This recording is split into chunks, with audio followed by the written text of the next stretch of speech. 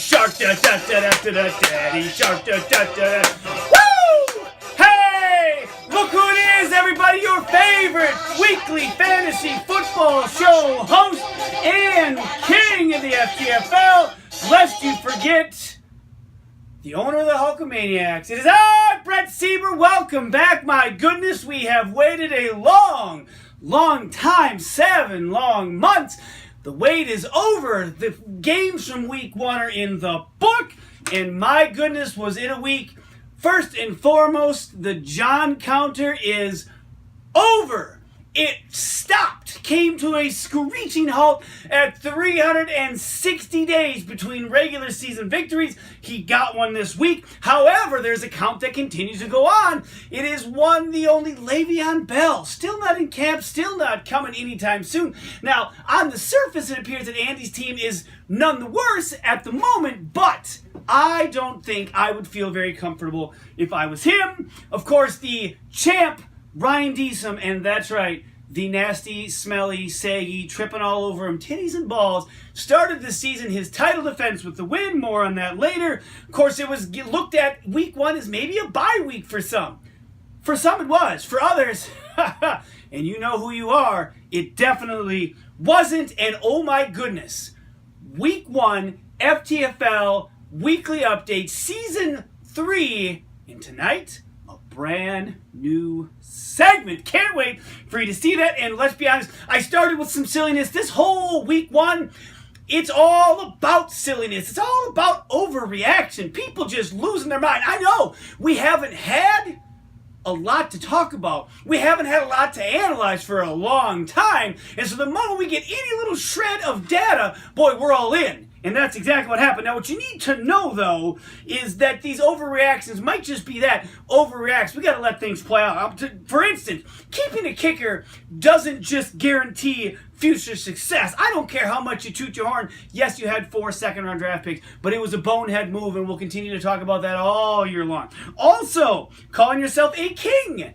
doesn't guarantee success.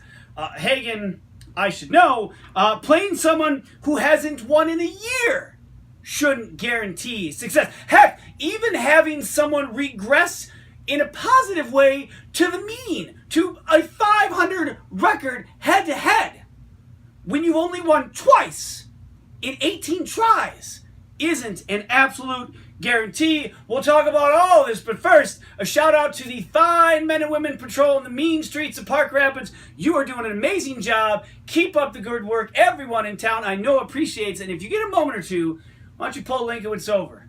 Give him a ticket for keeping a kicker. To the Park Rapids Police Department. All right, so here we go. Game 1, the Pit of Misery taking on Swartz, Dojo of Pain, and Intermediate Salsa Dancing. This one, not all that close. 114.5 for the Pit of Misery. Dilly to Swartz, 85.5. If you're the Pit of Misery, you went into this without Le'Veon Bell. You went into this without Jerick McKinnon. 1 series in, Delaney Walker, done for the season. Doug Baldwin, he gets hurt. He might miss time. There are holes all over this lineup. 114.5. Buoyed by Russell Wilson and Michael Thomas, both having 26 points.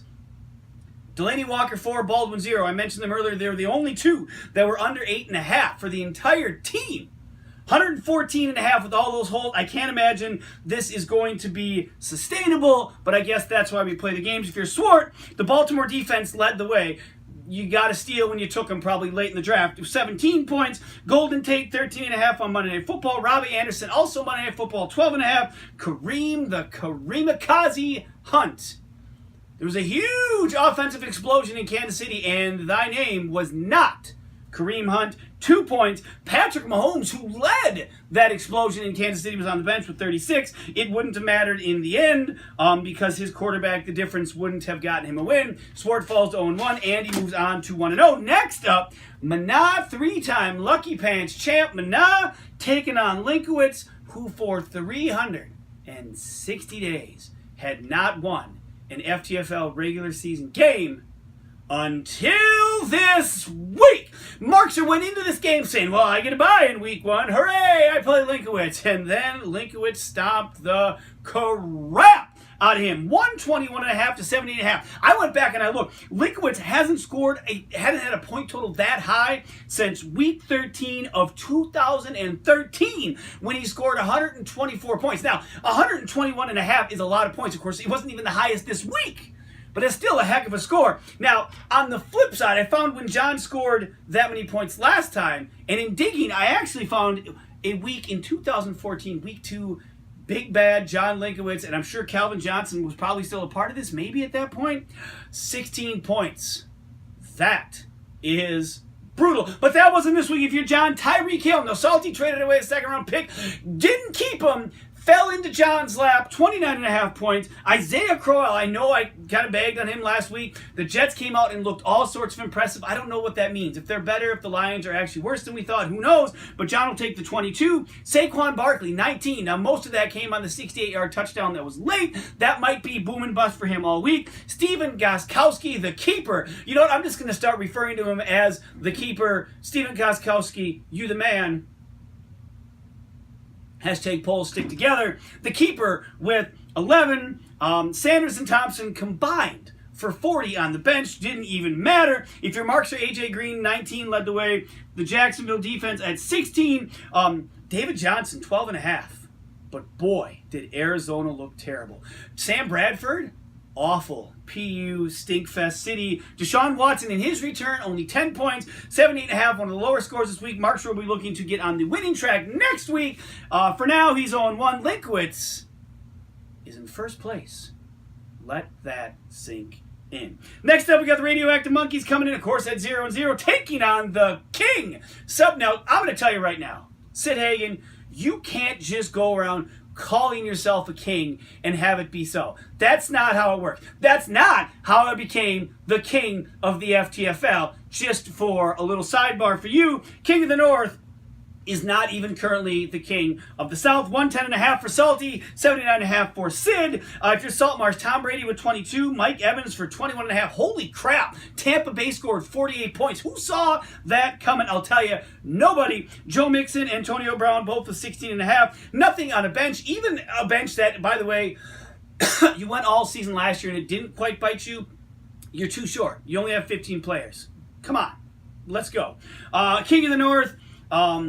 Melvin Gordon, 16.5. Keenan Allen, Kirk Cousins both had 16. The Chargers defense scored 1. Trey Burton scored a half. Kenny Stills, 24 points on the bench. Then again, it wouldn't have mattered. You fall to 0-1. Now, over the years here at the Weekly Update, we have ran several segments as far as, I spent a good minute just talking about whatever topic I felt like. Last year, we introduced the Magic 8 Ball, which again will still show up from time to time. However, this year, we've got a brand new segment. A guest correspondent. Now, I know what you're thinking. It's not our friend from Browerville, but I don't know if we've heard the last from him. No. This is going to be a weekly segment. I hope you enjoy it. Ladies and gentlemen, I present to you, Don't Be Salty. Welcome to Don't Be Salty, man. Just don't be salty. I'm your host, the salty of assaults, Adam Saltmarsh from the Radioactive Monkeys. That's right, folks. This is Don't Be Salty. All right, our first salty victim is the guy that said he was the king of the North, even though he lives in the South. Yours, Sid. Sid, you said you were going to beat me. You had the name King of the North. You didn't even beat anyone in the King of the North, man. You are terrible. Terrible. Don't speak it if you're not going to back it up. So, man, don't be salty.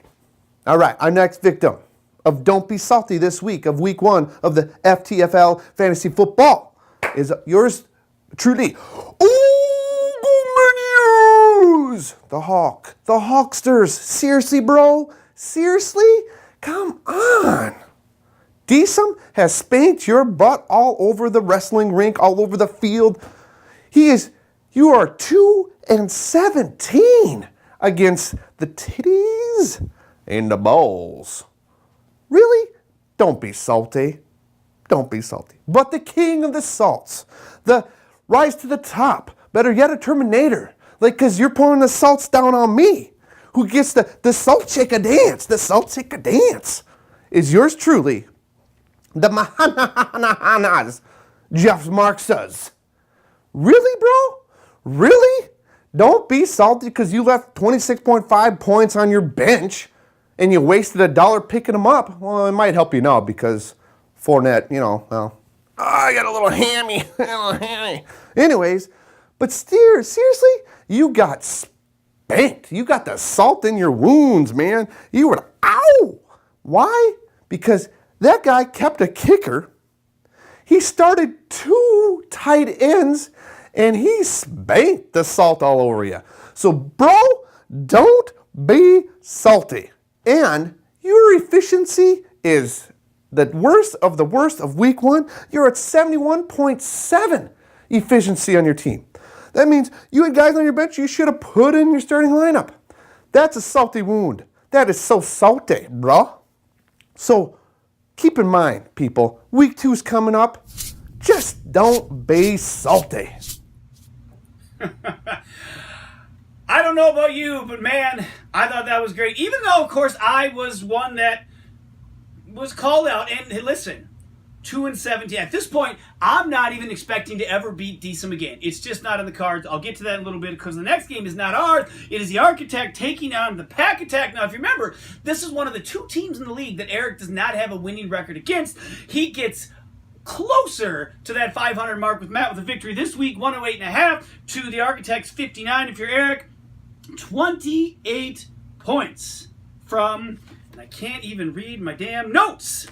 Well, someone scored 28 points from you. J.J. got 18. Gronk got 17.5. Amari Cooper, half a point. He was the only one, though, under 7. I'm still looking at this 28. Oh, it was Phillip Rivers. Yeah, 28 points. Great week for Eric. Over 100 points. You're pretty much going to win almost every time.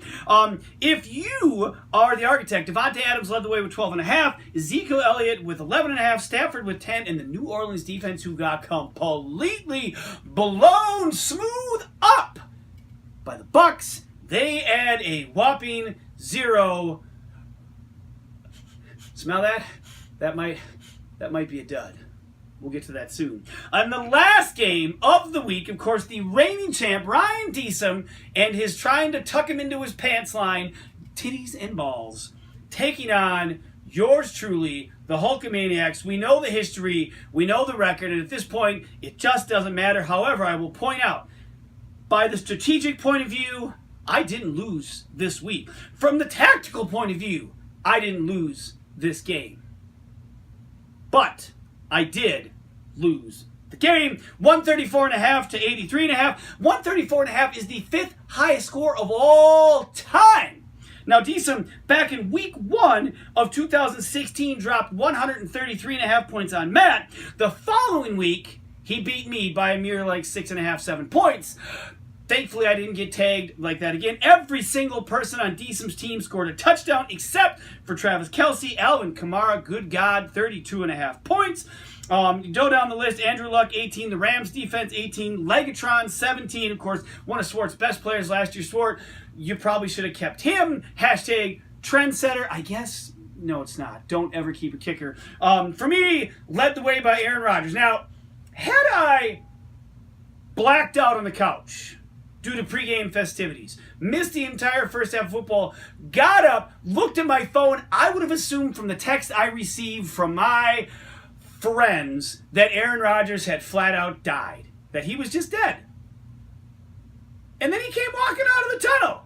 And I thought, what's going on? Now, of course, I was awake for the entire game, and oh my gosh, one of the all-time greatest games. I'll remember it forever. 30 points for Rodgers, 15.5 for Gurley, Cooper Kupp, 12.5. No one else was over 6.5, hence the 83.5 points. I fall to 2-17 overall against Decem, basically a 0% winning percentage. 0-1 on the season, but it's only week 1. Either you're 1-0 or you're 0-1.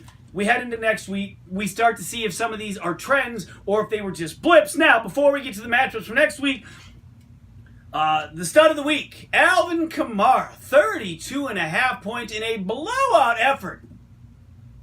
Should have probably been the stud of the week, but there's no way I'm not giving it to Aaron Rodgers. Are you kidding me? He came out of the tunnel after having his knee maimed. They were down 20 points. He put 30. Now, in a losing effort, I understand, but there's no way, no how that effort wasn't going to get him stud of the week. To Aaron Rodgers, I salute you.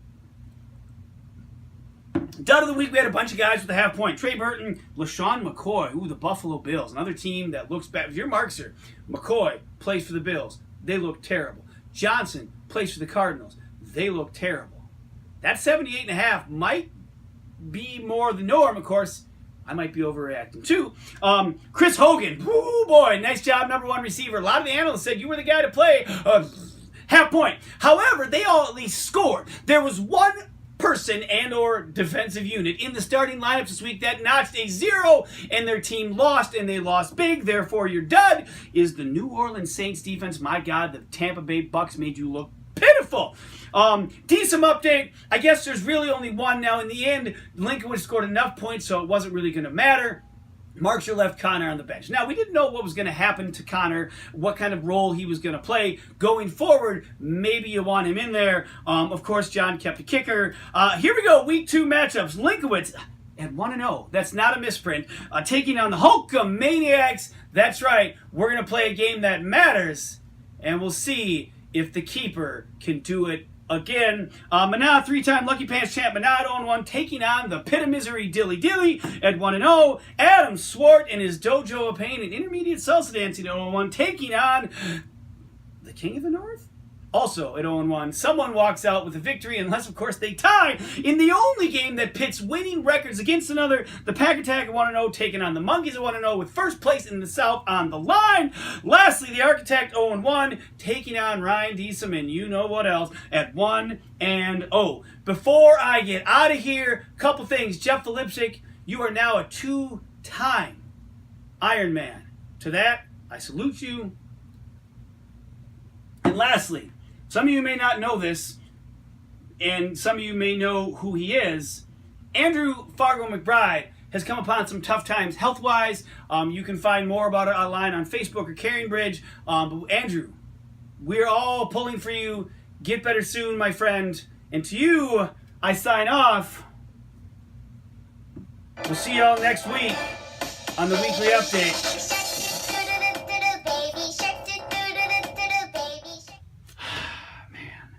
Wish I would have had more draft picks. I ran out. I still need a kicker, but I don't. All these guys are gone. I mean, just gone. He's gone. Gosh. Gone. He's gone. These guys are all just gone. He's not taking. No, he had to have been taken.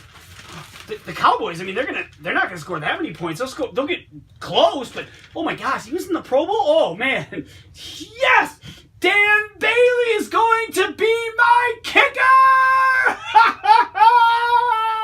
All right, gosh, got my whole team. I'm set. Just another 6 or 7 days to the season starts. I cannot wait.